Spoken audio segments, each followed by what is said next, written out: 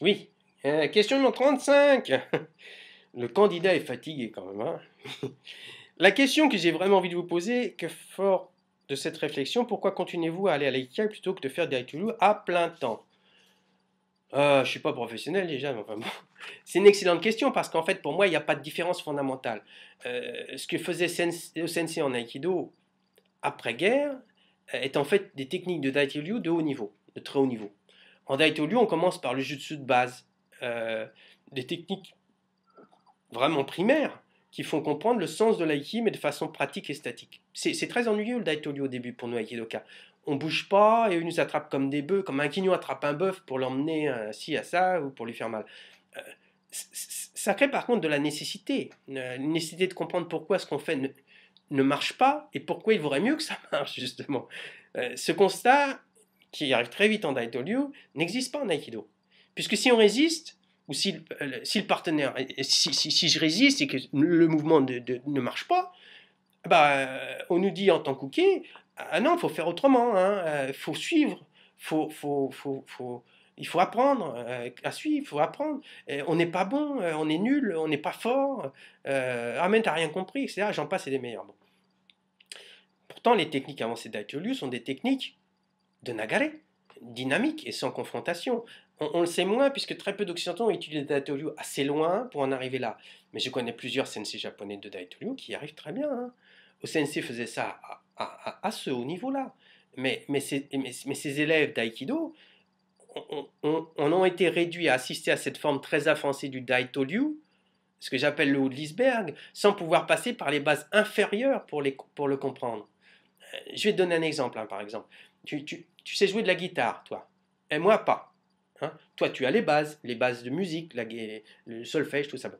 Moi, je peux te demander de m'apprendre à jouer, par exemple, j'adore la comparsita. Alors, tu vas m'apprendre à jouer la comparsita à la guitare.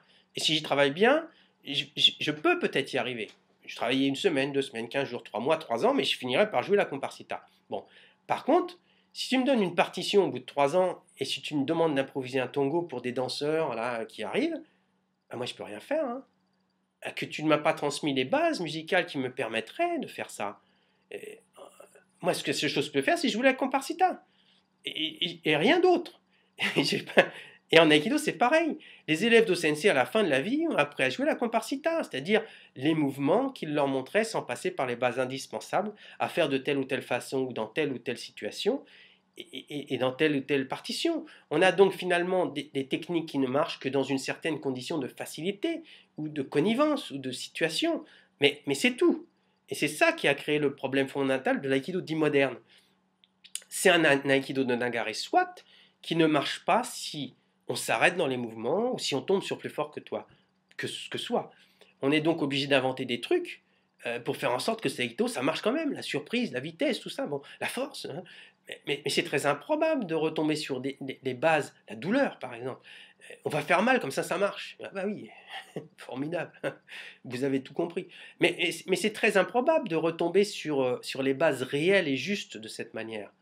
Et on a donc un décalage entre ce qui se fait et ce qui devrait se faire. Dans le cas externe à la comparsita. Quand tout va bien, c'est formidable, hein, c'est la belle chorégraphie, ça fonctionne bien. Et quand on regarde les grands maîtres d'aïkido en France ou d'ailleurs, il faut un aïkido qui marche très bien mais qui n'est pas très souvent de l'aïki. Et ce pour deux raisons. Un bon aïki est un aïkido qui marche par quelqu'un de plus faible sur quelqu'un de plus fort. Et au pire, un bon aïki est quelque chose qui marche sur quelqu'un d'arrêté. Le gros type qui arrive, il te prend les poignets, il pèse 130 kilos, il dit bah fais quelque chose. Et ben voilà, c'est ça. Il est arrêté. Qu'est-ce que tu vas faire? Ces deux conditions-là ne sont jamais réunies dans l'aïkido français. C'est ce qui fait que puisque ça ne marche pas si bien que ça, on le sait quand même, on le sent, on n'est pas fou. Quoi. On voit bien qu'il y a des moments, on va en stage, paf, on tombe sur un mec un peu costaud, ça fonctionne plus ce truc-là. Voilà. On en vient à confondre. Voilà, on confond tout. On dit, c'est pas possible. Et on en vient à confondre beaucoup de notions qui ne devraient finalement pas l'être, comme la vitesse et le timing, la force et la puissance, la douceur et la faiblesse, etc. etc., etc. Donc, moi je pense qu'il faut réfléchir. Euh, Parce que quand même, dans la situation actuelle de l'aïkido français, et même l'aïkido mondial, hein, c'est pas même l'aïkido japonais, on va dire, allez, hop.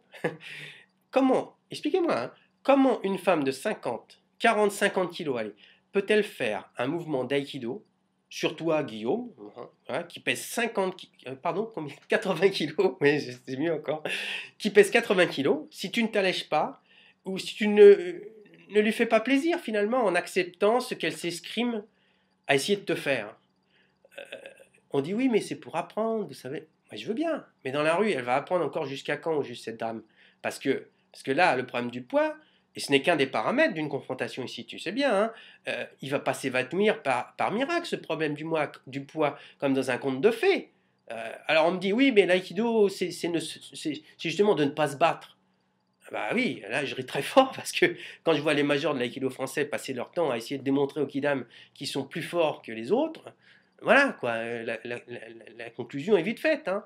Euh, or l'aïkido a pourtant été inventé spécifiquement pour des gens qui ne sont pas des combattants à la base, des gens qui ne sont pas affûtés, et qui devaient apprendre à se défendre, oui, dans les enceintes des châteaux par exemple, mais qui étaient, euh, qui étaient en position de faiblesse.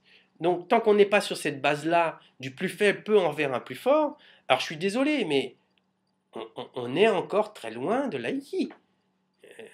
Très très loin.